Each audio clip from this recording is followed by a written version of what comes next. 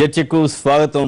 ముందుగా అతిథుల పరిచయం. శ్రీ సి నరసింహారావు, ప్రముఖ రాజకీయ మనోవిశ్లేషకులు. శ్రీ సుధేష్ రాంభట్ల గారు, తెలుగుదేశం పార్టీ సీనియర్ నాయకులు.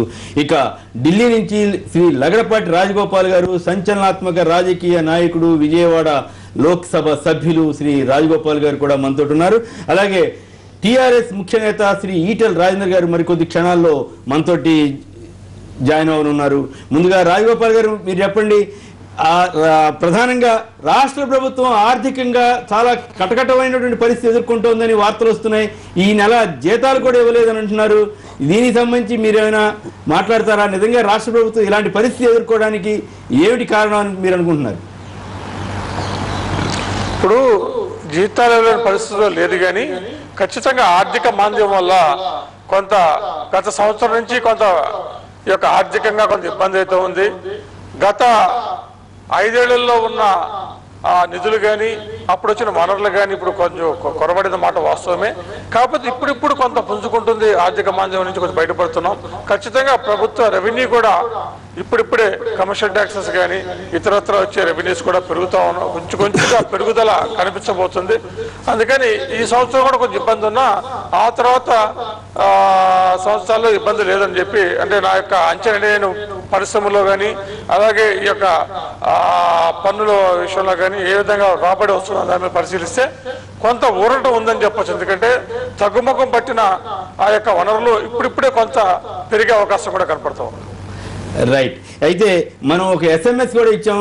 PRP అంటే పీపుల్స్ రిజెక్టెడ్ పార్టీ అన్న టీఆర్ఎస్ ఎంపీ ఒకప్పటి చిరంజీవి సహానటి విజయశాంతి వ్యాఖ్యలు సమంజసమేనా అని మనం ప్రశ్నిస్తే కేవలం 20% మంది మాత్రమే, ఆ 29% మంది మాత్రమే విజయశాంతికి మద్దతుగాను, మిగతా వారంతా చిరంజీవి గారికి మద్దతుగా, అంటే కాదు విజయశాంతి అలాంటి వ్యాఖ్యలు చేయడం సమంజసం కాదని ఇప్పటికైతే SMS ఇచ్చారు.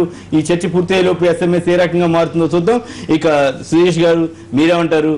ఈ జీతాలు ఇవ్వని పరిస్థితి, వీటన్నిటికీ మరి కొంతమంది ఏమో గత వైఎస్ఆర్ ప్రభుత్వం కూడా దీనికి బాధ్యత వహించాలని అప్పట్లో జరిగిన కొన్ని కార్యక్రమాలు కానీ ఇవన్నీ కూడా వాటిని రివర్స్ చేయడానికి రోసయ్య గారు ప్రయత్నం చేసినా కూడా అది అంత సాధ్యం కావడం లేదనేటువంటి అభిప్రాయం కూడా వస్తోంది. ఈ మొత్తం మీద రాజగోపాల్ గారు ఏమో అంత ఇబ్బంది పడక్కర్లేదని అంటున్నారు. మీ వ్యాఖ్య అంటే అండి, ఒకటి మనం గమనించాల్సింది ఏంటంటే, కొద్ది రోజుల క్రితం కూడా ఇలా జీతాలు ఇవ్వలేని పరిస్థితుల్లో RBI దగ్గర నుంచి అప్పు తెచ్చుకోవటం, కాంగ్రెస్ ప్రభుత్వం వచ్చినప్పటి నుంచి కూడా 2004 నుంచి కూడా ఒక ఆర్థిక విధానం సరిగ్గా లేకపోవటం, ఒక దూరదృష్టి లేకపోవటం, తెలుగుదేశం చేసిన అభివృద్ధి కార్యక్రమాల వల్ల ఆదాయం పెరిగింది, కానీ ఆ ఆదాయాన్ని దుర్వినియోగం చేయడం, అవినీతికి పాల్పడటం, ఇంకెప్పుడైనా కానీ డబ్బులు సరిగ్గా లేకపోతే మళ్ళీ ఆర్థిక మాంద్యం కనుక వచ్చినప్పుడల్లాగా ఉన్న భూములను అమ్ముకోవటం, వేలంపాట్లు వేయటం, మధ్యతరగతి ప్రజలను మోసం చేయటం, ఇక్కడ IT పార్క్ అని, అక్కడ ఎలక్ట్రానిక్ సిటీ అని, ఇక్కడ ఇంకేదో అని చెప్పేసి ఆ చుట్టుపక్కలన్నీ కూడా ఇటు హూడా కానీ అటు ఓడా కానీ ఏ సంస్థ అయినా కానీ వేలం వేయటం, కోట్ల రూపాయలు తీసుకోవటం, దాన్ని దుర్వినియోగం చేయడం, 63,000 కోట్ల రూపాయలు జలజ్ఞం పేరిట ఖర్చు పెట్టడం, ఒక ఎకరం కూడా సాగు తీసుకురాకపోవటం, అంటే దూరదృష్టి, ఒక విజన్ లేకుండా రాష్ట్ర ఆర్థిక పరిస్థితిని ఎలాగ నాశనం చేయాలో అలా నాశనం చేయడం జరిగిందండి.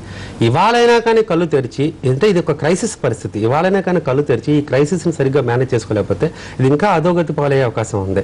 ఇవాళ మనం అబ్జర్వ్ చేస్తే అంటే కాంగ్రెస్కి ఇది ఎప్పుడు అలవాటే, గాల్లో అర్థం పెట్టి ఏదో ఒకటి అవుతుంది, ఆ దేవుడే చూసుకుంటాడు. లేకపోతే ఇంకోటి కూడా ఏంటంటే, ఇప్పుడు ముఖ్యమంత్రి గారికి కూడా ఆయన ఎన్నాళ్ళు ఉంటారో తెలియదు, ఉన్నంతకాలం ఏదో కాలక్షేపం చేస్తే మళ్ళీ కొత్తగా వచ్చిన వాడు ఆ తలక నిప్పులో పడతాడు. ఎలాగా 2014లో ప్రజలు మనల్ని చీ కొడతారు, అప్పుడు తెలుగుదేశం పడుతుంది అన్న ఆలోచన ధోరణి తప్పితే నిజంగా ఒక 5 ఏళ్ళ తర్వాత రాష్ట్ర పరిస్థితి ఏంటి, 10 ఏళ్ళ తర్వాత రాష్ట్ర పరిస్థితి, ఇవాళ కూడా ఒక విజన్ డాక్యుమెంట్ కాంగ్రెస్ ఉందా అని చెప్పేసి నేను ప్రశ్నిస్తున్నాను అండి. రైట్. నరసింహారావు, మీరేమంటారు? ఇప్పుడు మాంద్యం అనేది వాళ్ళు కొత్తగా రాలా, మాంద్యం అంత ముందే ఉంది. కానీ ఈ సంవత్సరం బడ్జెట్ ఎందుకు పెంచారు? అవాస్తవిక అంచనాలు ఎందుకు, వాస్తవిక రూపకల్పన ఎందుకు చేయరు? అలాగే ఇప్పుడు మొత్తం పాత మొదలుపెట్టిన చాలా కమిట్మెంట్స్ ఉన్నాయి. జలయజ్ఞం కానీ రీస్ట్రక్చర్ చేయాలి. వాళ్ళు మన ప్రయారిటీస్ అన్ని కూడా మన ఆదాయాన్ని తగ్గింది కనుక రీస్ట్రక్చర్ చేసుకోవాల్సిన అవసరం ఉంది. రీస్ట్రక్చర్ చేస్తే మళ్ళీ పాపులిజం, జనం ఏమనుకుంటారో మన పరుగు పోతుందేమో అన్న భావంతో రీస్ట్రక్చర్ చేయకుండా అలా కొనసాగిస్తున్నారు పళ్ళ బిగువన. అది సరికాదు. వాళ్ళ BC స్టూడెంట్స్కి, SC స్టూడెంట్స్కి, ఇంజనీరింగ్ చదివే వాళ్ళకి 3,000 కోట్లు ఇవ్వాలి. వాళ్ళకి స్కాలర్షిప్స్, ఫ్రీ ఫీజు రీపేమెంట్. ఆ ఫీజు అసలు బ్యాంక్తో అరేంజ్ చేస్తే రాష్ట్ర ప్రభుత్వంకి అంత భారం ఉండేది కాదు. వాళ్ళ పైగా ఈ రాష్ట్ర ప్రభుత్వం పెట్టి ఖర్చు అట్టడంతో రాష్ట్ర ప్రభుత్వానికి వచ్చే ఆదాయం ఎక్కువగా మద్యం మీద 18,000 కోట్లు వస్తుంది. 18,000 కోట్లు అంటే వాళ్ళ 18,000 కోట్లు ప్రజలు ఇంకా 25,000 కోట్లు ఖర్చు చేయాల్సి వస్తుంది. ఇదంతా ప్రజల సంక్షేమం కోసమా? ఇప్పుడు ఎన్ఐఆర్ఈజీపీ ఫండ్స్ కింద ఇచ్చిన డబ్బంతా కూడా మద్యానికి వెళ్ళిపోతుంది మళ్ళీ. అలాగే వీళ్ళు ప్రభుత్వం చేసే సంక్షేమ కార్యక్రమాలన్నీ కూడా దానివల్ల సత్ఫలితాలు ప్రజలకు రావట్లా. రాకపోతే కొత్తగా రీసెర్చ్ చేసుకోవాల్సిన పునరాలోచించాల్సిన అవసరం ఉంది. వాళ్ళ మన ప్లానింగ్ గురించి కానీ మన ఆర్థిక పనితీరుని గురించి కానీ ఆ పని చేయట్లా మన ప్రభుత్వాలు. గుడ్డేటుగా పోతున్నాయి తప్ప చాలా మెకానికల్గా నడిచిపోతున్నాయి తప్ప వాళ్ళ కొత్తగా మారిన పరిస్థితుల్లో మనం ఏం చేయాలన్న భావన మన ప్రభుత్వాలు లేదు, కాంగ్రెస్ ప్రభుత్వానికి అస్సలు లేదు. లేకపోతే వల్ల నిజంగా ప్రభుత్వం ఇబ్బంది ఎదుర్కొంటుంది, ప్రజలు కూడా చాలా ఇబ్బంది ఎదుర్కొంటున్నారు. రాజగోపాల్ గారు, మీ ప్రభుత్వం గత రాజశేఖర రెడ్డి గారు అప్పటి నుంచి మొదలైన తర్వాత జరిగిన అవకతవకల వల్ల ఈ పరిస్థితి ఏర్పడిందని తెలుగుదేశం నాయకులు కానీ వ్యాఖ్యానిస్తున్నారు. మీరు దీన్ని ఎట్లా సమర్థించుకుంటారు? ఇప్పుడు కాంగ్రెస్ పార్టీ గత 5 ఏళ్లలో కానీ ఆ తర్వాత ఎన్నికల్లో కానీ ఇప్పుడు కానీ చెప్పినవన్నీ కూడా ఇంచుమించుగా 199% అమలు చేసుకుంటూ వస్తున్నాం. నిధులు కొరవడినా ఏదైనా ఇబ్బంది ఉన్నా కూడా కేంద్ర సహాయమో ఇతర సహాయం ద్వారా మొత్తానికైతే గట్టెక్కుతున్నాం. అలాగే ఇందాక భూములు ఏదో అమ్ముకొని గట్టెక్కుతున్నాం అన్నారు. కాంగ్రెస్ ఉన్నప్పుడు ఉచితంగా భూములు ఇవ్వకుండా ఇదే టీడీపీ 1000 ఎకరాలు ఐఎంజీకి కానీ గోల్ఫ్ కోర్సులకు కానీ ఇతర కంపెనీలకు కానీ ఇంచుమించుకు ఉచితంగా కొన్ని 1000 ఎకరాలు ఉచితంగా ఇస్తే రాజశేఖర్ గారు ఉచితంగా ఎందుకు ఇవ్వడం అని చెప్పి ప్రభుత్వం కూడా ఏదో ఆదాయం రాబట్టుకోవచ్చు అని చెప్పి వేలం వేసే ఏమో తప్పు, ఉచితంగా ఇస్తేమో అది కరెక్ట్ అని చెప్పి భావన చాలా మందిలో ఉంది. కరెక్ట్గానే కాదు. ఏదైతేనే మీ కాంగ్రెస్ పార్టీ ఎప్పుడు కూడా నిధుల కొరత వల్ల ఏది మనం ఎక్కడ కూడా తగ్గించిన అనుమానం ఎప్పుడు లేదు. ఇప్పుడు కూడా రోసయ్య గారు కూడా వీళ్ళంత వరకు చాలా చాకచక్యంగా ఉన్న ఇబ్బందులన్నీ కూడా గమనించుకుంటూ ఉన్న ఒక నిధుల్లోనే వీలున్నంతవరకు ఎక్కడ ఎటువంటి కోతలు లేకుండా నడుపుకుంటూ వచ్చారు. కాకపోతే ఆ తగ్గిన ఆర్థిక మంది ఇప్పుడిప్పుడు కొంత తగ్గిపోయి ఆర్థిక మంది తగ్గిపోయి ఇప్పుడిప్పుడు మళ్ళీ రికవరీ పాత్రలోకి వచ్చింది. కాబట్టి కొంత రాబో రోజుల్లో మంచి రోజులున్నాయని చెప్పి ఒక అంచనా. రైట్. సిపిఎం ఎంపీ మధు గారు లైన్ లో ఉన్నారు. మధు గారు నమస్కారం అండి. నమస్కారం అండి. చెప్పండి, రాష్ట్ర ప్రభుత్వం తీరుతెన్నులు ఎలా ఉన్నాయి? నిజంగా ఈ నెల జీతాలు కూడా సరిగా ఇవ్వలేదంటూ కథనాలు వస్తున్నాయి. అప్పులు చేయాల్సిన పరిస్థితి ఉందని 500 కోట్లు అప్పు తీసుకురావడానికి కూడా ప్రయత్నాలు జరుగుతున్నట్టుగా వార్తలు వస్తున్నాయి. మీ అభిప్రాయం ఏమిటి? ఇప్పుడు నేను ఒక కొత్త విషయం చెప్తా మీకు. చెప్పండి. రాష్ట్రంలో మార్కెట్ ఇంటర్వెన్షన్ స్కీమ్ అని రైతుల కోసం ఒక స్కీము, మద్దతు ధర లేనప్పుడు పామాయిల్ రైతులకి హామీ ఇచ్చే ఒక స్కీమ్ కేంద్ర ప్రభుత్వం పెట్టింది. ఈ మార్కెట్ ఇంటర్వెన్షన్ స్కీమ్ లో రాష్ట్ర ప్రభుత్వం డబ్బు చెల్లిస్తే కేంద్ర ప్రభుత్వం 50% వాళ్ళ వాటాగా చెల్లిస్తారు. మన రాష్ట్రంలో పెద్ద ఎత్తున ఊదరగొట్టి పామాయిల్ రైతుల్ని ప్రోత్సహించి పామాయిల్ పంట వేయించారు. ఇప్పుడు వాళ్ళకి 4,70,00,000 రూపాయలు బాకీ సంవత్సరం క్రితం బాకీ ఉంది. ఆ డబ్బు అర్ధరాత్రి 30వ తారీఖు మార్చి 30వ తారీఖు అర్ధరాత్రి 12 గంటల దాకా ఆ డబ్బు ఇమ్మని చెప్పి అధికారులు, ఐఏఎస్ అధికారులందరూ కూడా హార్టికల్చర్ డిపార్ట్మెంట్ వాళ్ళు ముఖ్యమంత్రిని ప్రాధేయపడ్డారు.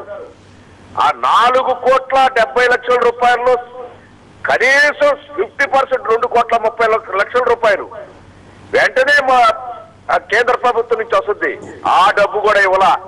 వీళ్ళు ఇంకొక 6 నెలలు గడిస్తే వీళ్ళ పరిస్థితి, రాష్ట్ర ప్రభుత్వం 1,00,000 కోట్ల రూపాయల బడ్జెట్ యొక్క బండారం కాస్త ఇంకా బయటపడుతుంది. దారుణంగా ఈ రోజు రాష్ట్ర ప్రభుత్వం ఆర్థిక పరిస్థితిని నిర్వహించగలిగినటువంటి పరిస్థితి లేదు. దారుణంగా ఉన్నది ఈ ఆర్థిక పరిస్థితి.